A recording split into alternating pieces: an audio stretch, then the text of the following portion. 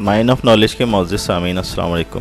ہماری اس ویڈیو میں ہم آپ کو معاہدہ لوزان اور معاہدہ سیورس کے بارے میں بنیادی معلومات دیں گے، جن کا خلافت عثمانیہ کے خاتمے سے گہرا تعلق ہے۔ یہ معاہدے پہلی جنگ عظیم کے بعد عمل میں لائے گئے، جب خلافت عثمانیہ کمزور ہو چکی تھی۔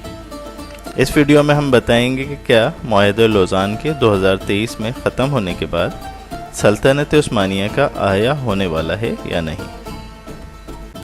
سامعین کرام، جون 1923 وہ سیاہ سال اور مہینہ تھا جس کا ازالہ شاید قیامت تک نہ ہو سکے، کیونکہ اسی سال ایک عظیم الشان سلطنت عثمانیہ ختم کی گئی۔ اس دن سے مسلمان خستہ حال ہیں۔ یہ ایسا زخم تھا کہ مسلمان اب تک سنبھل نہ سکے۔ ایک ایک کر کے مسلمان ریاستوں کو نوالا بنایا گیا جب سلطنت عثمانیہ توڑ دی گئی۔ 5 بڑے معاہدے کیے گئے۔ یہ معاہدہ لوزان میں ہوا۔ لوزان سوئٹزرلینڈ کا ایک علاقہ ہے۔ دنیا اس معاہدے کو معاہدہ لوزان کے نام سے جانتی ہے۔ سامعین کرام، یہ معاہدہ انتہائی خطرناک معاہدہ تھا، کیونکہ مسلمان خلافت کے تابوت میں یہ آخری کیل ثابت ہوا تھا۔ ترکی کی خستہ حالت اس معاہدے سے جڑی ہوئی تھی، کیونکہ اس کی زیر سایہ ریاستوں میں معاشی حالت مہنگائی کی وجہ سے ابتر تھی اور مشرق و مغرب میں تجارت کا توازن غیر معمولی طور پر مغرب کے حق میں بگڑ گیا تھا۔ اس معاہدے میں 5 بڑی شقیں تھیں جو آج بھی فرینچ زبان میں فرانس میں درج ہیں۔ پہلی یہ تھی کہ سلطنت عثمانیہ ختم کر دی جائے اور سلطان اور ان کے خاندان کو شہید کر دیا گیا اور کچھ کو جلا وطن کر دیا گیا۔ دوسری شق کے تحت ترکی میں اسلام پہ پابندی لگا دی گئی۔ وہاں عربی میں اذان نہیں دی جا سکتی، نماز گھروں کے اندر، برقعے پہ پابندی لگا دی گئی اور اسلام کی بات کوئی کھل کے نہیں کر سکے گا۔ یہ بھی پابندی کا حصہ تھا۔ تیسرا، ترکی کو سیکولر ریاست بنا دیا جائے گا اور خلافت کے اثاثے جو 3 سب کانٹیننٹ یا کانٹیننٹس بر اعظموں تک پھیلی ریاستوں میں تھے، سب ضبط کر لیے گئے۔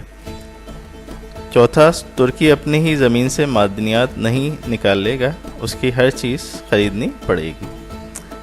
تیل وغیرہ کی ڈرلنگ بھی نہیں کر سکے گا۔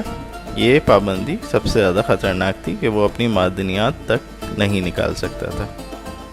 سب سے خطرناک، جس سے ترکی کی معیشت کو بہت زیادہ نقصان پہنچا۔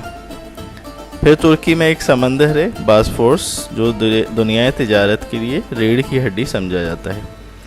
پوری دنیا کا سامان وہاں سے گزرتا ہے۔ معاہدے میں لکھا گیا ہے کہ ترکی کسی بھی بحری جہاز سے ٹیکس وصول نہیں کر پائے گا۔ یہ تمام وہ 5 خطرناک معاہدے تھے جن کو معاہدہ لوزان کہا جاتا ہے۔ اس کے مطابق ترکی کو بہت زیادہ نقصان ہوا اور سلطنت عثمانیہ جو 3 براعظموں تک پھیلی ہوئی تھی، اس کا سارا مال حذف کر لیا گیا۔ برطانیہ اور اس کے اتحادی یہ سب ہڑپ کر گئے اور ترکی جو 3 براعظموں پر مشتمل تھا، ایک چھوٹا سا ترکی بچ کے رہ گیا۔ یہ وہ سال تھا جہاں سے مسلمانوں کی خستہ حالی شروع ہوئی۔ معاہدہ لوزان 2023 تک جاری رہنے کے بعد خاتمے کے قریب ہے اور ترکی دنیا میں اپنے نئے قائدانہ کردار کو دیکھ رہا ہے۔ 2023 کے بعد ترکی کے بین الاقوامی کردار کے بارے میں کیا عزائم ہے، اس حوالے سے ترکی ڈرامے ڈیرلیز اتروغل اور کورولوس عثمان ایک اظہار ہے۔ ترکی کے ڈرامے اس کے اس عزم کا اظہار کر رہے ہیں کہ ترکی ایک عالمی قائدانہ کردار کے لیے خود کو تیار کر رہا ہے اور نئے ورلڈ آرڈر میں خود کو منوانے کے لیے کوشاں ہے۔ لیکن کیا یہ ممکن ہے؟ کیا ترکی دوبارہ خلافت قائم کر پائے گا؟ خطے کے جغرافیائی اور معاشی خاکے کو بدل سکے گا اور کیا شکل اختیار کر سکے گا خطے میں؟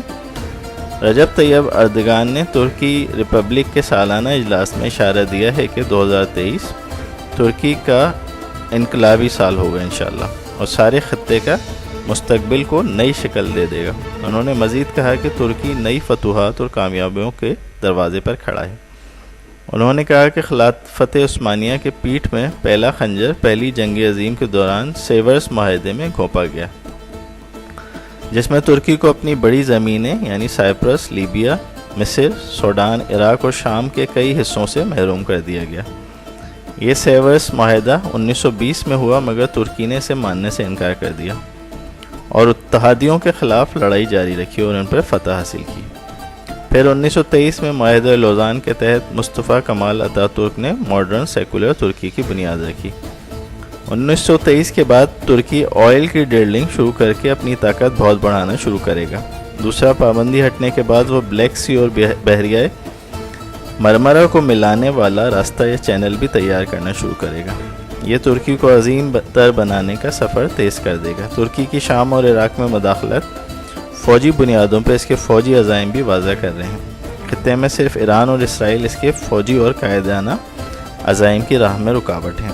یہ تمام حالات و واقعات ترکی کی خلافت اسلامیہ کے وقت کے علاقوں میں گہری دلچسپی اور انہیں واپس ترکی میں شامل کرنے اور ان پر اثر قائم رکھنے کا اظہار ہے۔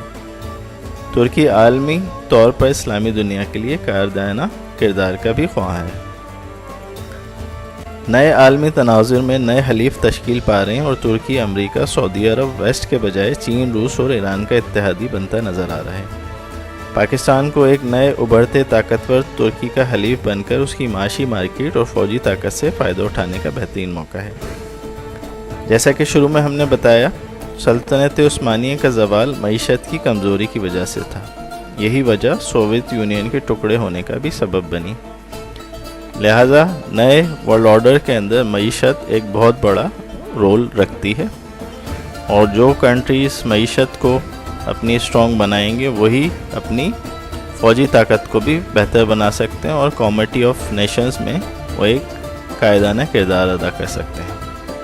سامعین کرام، اگر ہماری ویڈیو پسند آئی ہو تو ہمارے چینل کو سبسکرائب کر لیجیے اور بیل آئیکن کو کلک کر لیجیے۔ Thank you.